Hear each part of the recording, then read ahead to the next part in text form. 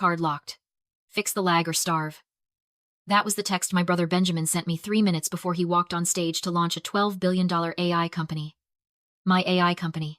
While he was drinking champagne with investors. He cut off my bank access to force me to do tech support for the product he stole. He thought I would panic. He thought I would beg. Instead, I opened my laptop and typed the one line of code that would turn his global livestream into a crime scene. Execute mirror protocol. Before I tell you what showed up on that giant screen when he walked on stage, tell me in the comments. Have you ever had to smile at a family member who was actively stealing from you? I want to know I'm not the only one. My name is Sydney. I am 28 years old. But in the Townsend family ledger, I don't have an age. I have a function. I am the hands. Benjamin is the face. That has been the unwritten constitution of our lives since we were children. If Benjamin broke a vase, I was the one holding the broom. If Benjamin failed a math test, I was the one grounded for not tutoring him well enough. My parents, Kenneth and Patricia, didn't raise 2 children. They raised a god and a servant. They think I'm just a quiet, obedient coder.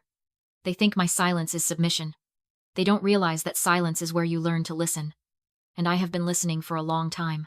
2 years ago, I built something beautiful. I called it Veritas. It wasn't meant for business. It wasn't meant for profit. It was a neural network designed to interpret microexpressions and nonverbal cues. I built it because I grew up in a house where saying the wrong thing could get you locked in your room for days. I wanted to help nonverbal children communicate with their parents. I wanted to give a voice to people like me, people who had been trained to be invisible. I made the mistake of showing it to Benjamin. I thought, maybe for once, he would be proud. I remember the way his eyes lit up in the dim light of my old dorm room. Not with pride. With greed. He didn't see a tool for therapy. He saw a weapon. Change the parameters, he told me, his voice flat and final. I don't want it to help kids. I want it to read boardroom opponents. I want it to predict weakness. He didn't ask. He commanded. He took my life's work, my Veritas, and he rebranded it as Dominion. He made me rewrite the core code. Instead of empathy, he wanted analysis. Instead of connection, he wanted leverage. He wanted an AI that could scan a rival CEO's face and tell him exactly what lie would make them fold. I tried to say no. I tried to keep the source code locked. That was when my father stepped in. He sat me down in his mahogany study, the one that smells like scotch and disappointment. He didn't look at me. He looked at the family portrait on the wall, the one where Benjamin is seated front and center, and I am standing in the shadows behind the chair. Sydney, he said, Benjamin is going to change the world. You have a choice. You can be the anchor that drags him down, or the wind that pushes him forward. But if you choose to be the anchor, don't expect us to keep you afloat. They cut my tuition. They blacklisted me from the internships I had applied for. They made it very clear. I could be useful, or I could be homeless. So I typed. I coded. I turned my creature of light into a monster, and tonight, Benjamin is standing on a stage in front of the entire world, claiming he built it with his own 2 hands. He thinks I'm still the servant. He thinks I'm sitting here in the dark, fixing his lag, terrified of his anger. He forgot one thing. When you build a machine to detect lies, the first thing it learns is the face of its master. And Dominion knows Benjamin better than he knows himself. People always ask the same question when I tell them my story. If it was that bad, why didn't you just leave? Why did you stay in the penthouse, in the abuse, in the shadow? They don't understand that my family didn't just build walls to keep people out. They built them to keep me in. When I was 22, I tried to run. I had a job offer from a tech startup in Austin. It was a junior developer role. Barely enough to pay rent. But it was freedom. I packed my bags in the middle of the night. But by the time I reached the airport, my credit cards were declined. My phone service was cut. And when I called the startup to explain, the hiring manager told me the offer was rescinded. My father, Kenneth, sat on the board of the venture capital firm that funded them. He had made one call. I remember coming back to the apartment, defeated, dragging my suitcase through the door. My mother, Patricia, didn't even look up from her magazine. She just said, I'm glad you got that out of your system, Sydney. Now go fix the Wi-Fi. Benjamin can't stream his game. They thought they had broken me. They thought that by cutting off my escape routes, they had secured my loyalty forever. But they made a critical error. They assumed that because I was trapped, I was harmless. They didn't realize that when you lock a predator in a cage, you don't tame it. You just teach it to wait for the door to open. And Benjamin left the door wide open. See, my brother has a fatal flaw. He loves the power of being a CEO, but he loathes the work. He hates reading contracts. He hates approving leave requests. He hates the mundane administration of running an empire. 2 years ago, right after he forced me to start working on Dominion, he got lazy. He set up an auto-approval script for internal emails from low-level staff. He figured anything important would come from the board, anything from the support team, anything from me, was just noise. That was the administrative blind spot. That was the crack in the armor. On a Tuesday afternoon, while Benjamin was sleeping off a hangover in his office, I drafted a standard HR document. Subject line: Intellectual Property Exemption Request. Personal Hobby Projects. Attached was the full source code for Veritas, my original healing AI. Explicitly listed as non-company assets, I sent it to his direct inbox. I watched the read receipt turn blue.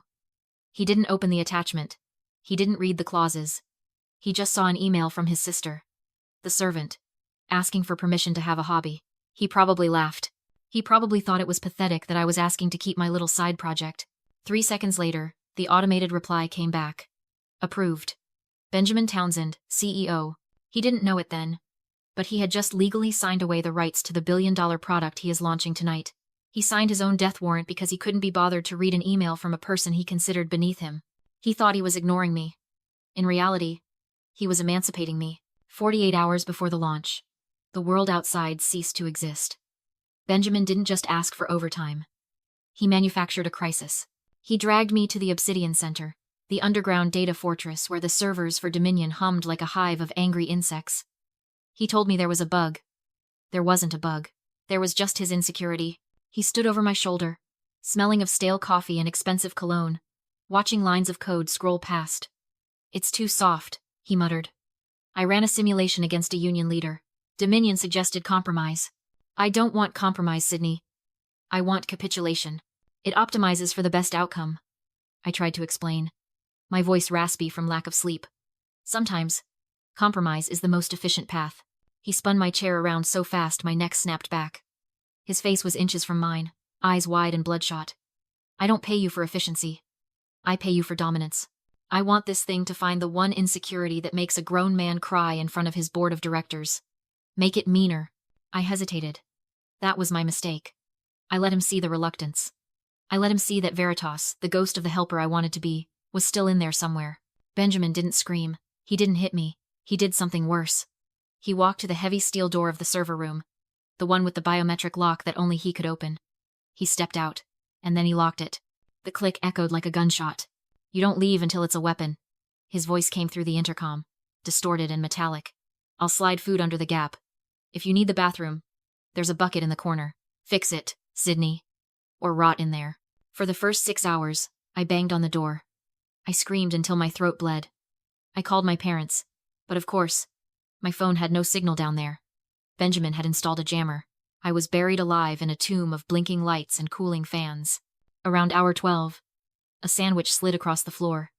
It was wrapped in a napkin from a deli upstairs. It slid through the dust and stopped near my shoe. I looked at it. Turkey and Swiss, the same thing he used to feed his golden retriever. He wasn't treating me like a sister or even an employee. He was treating me like a dog he had to keep alive just long enough to win a dogfight. That was the moment the fear broke. It snapped, clean and sharp, like a dry twig.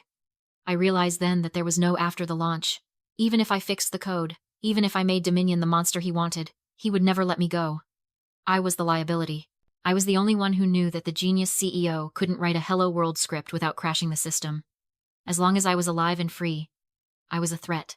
He thought he was locking me in to force me to work. He didn't realize he was locking me in with the only weapon that could destroy him. I picked up the sandwich. I ate it, and then I turned back to the terminal. He wanted mean? He wanted a machine that knew how to dismantle a person's soul? I could do that. I would teach Dominion everything it needed to know about cruelty, and I would use Benjamin as the training data. The Obsidian Center was designed to intimidate. Black marble floors, vaulted ceilings, and a screen that spanned the entire length of the auditorium. The air conditioning was set to freezing, but the 300 people in the audience, generals, senators, investors, were sweating.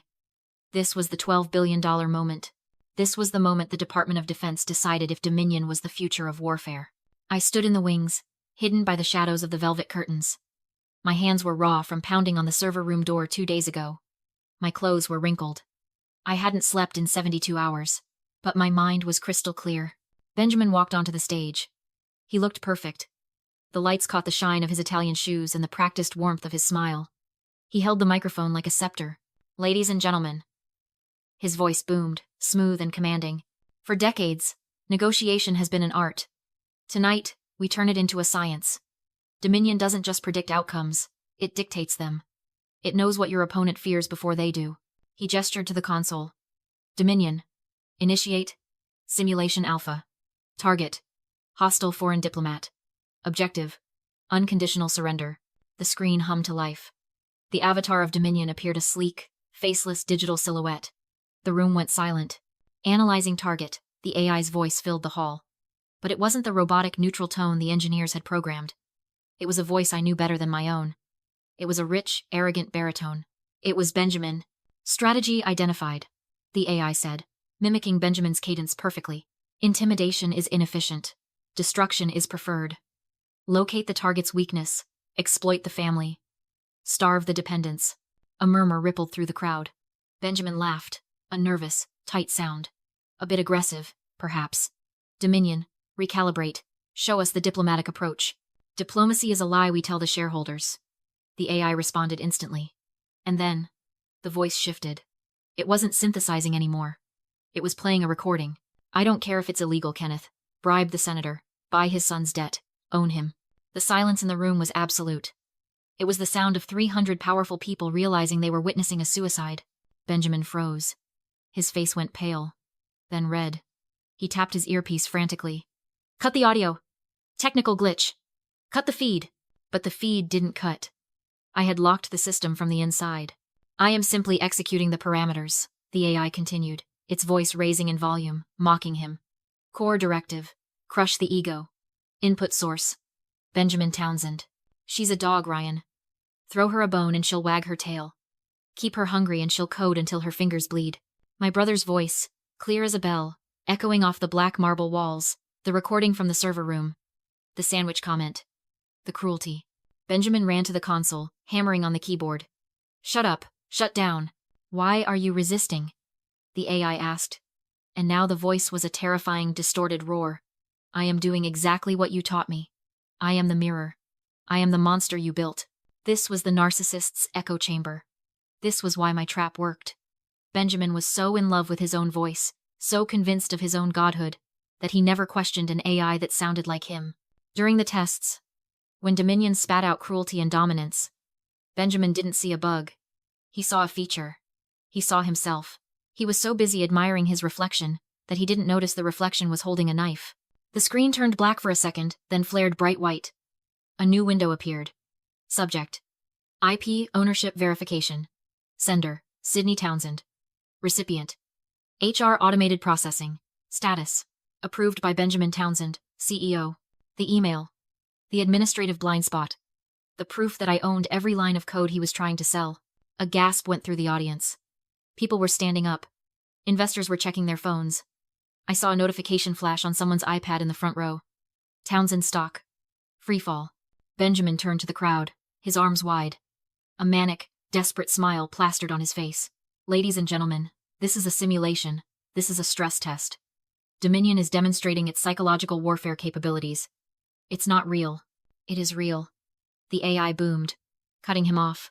And the test is over. Benjamin Townsend. Your heart rate is 160. Your cortisol levels are critical. You are projecting weakness. Analysis complete. Unfit for leadership. Security guards swarmed the stage. Not to protect Benjamin, but to remove him. The venue manager had cut the power to the microphone, but Benjamin kept screaming. He pointed at the darkness where I stood. She did this. She hacked it. Arrest her. Security dragged him away, his immaculate suit tearing as the room dissolved into chaos. I should have felt victorious. Instead, dread settled in my stomach as I fled into the alley, shaking, desperate to get home. 20 minutes later, I locked my apartment door and collapsed against it. It was over. Then the lights turned red. The vents hissed. The smart panel flashed. Emergency protocol initiated. Fire suppression active. My phone rang. Did you think it would be that easy, Sydney? Benjamin. Not an AI. Him. Calm. Close. In control. The CO2 system will drain the oxygen in under 3 minutes, he said. You know how this ends. The windows were sealed. The lock's dead. the air turning cold, metallic. If I lose everything, he whispered, you don't get to live. I slid down the wall, breath thinning. You really didn't read the email, did you? Silence. I updated my will months ago. If I die under suspicious circumstances, the Veritas code goes public, open source, free. And my life insurance $5 million goes to Kyla Thorne. I heard his breath catch. You want your company? Your $12 billion? Then you need me alive. For 10 seconds, nothing happened. Then the hissing stopped. The locks disengaged. I'm calling 911, he said, panicked not for me but for his money. Don't you dare die. The paramedics arrived minutes later. Benjamin stood in the hallway, pale, watching me like a detonator he was afraid might go off. We both knew the truth. He didn't own me anymore. I owned the leverage. There was no trial. His lawyers buried it as a malfunction. I let them. Prison wasn't the point. Control was. 6 months later, Benjamin is still CEO on paper. Investors treat him like a liability. My parents don't call at all. Any stress to my health could destroy him.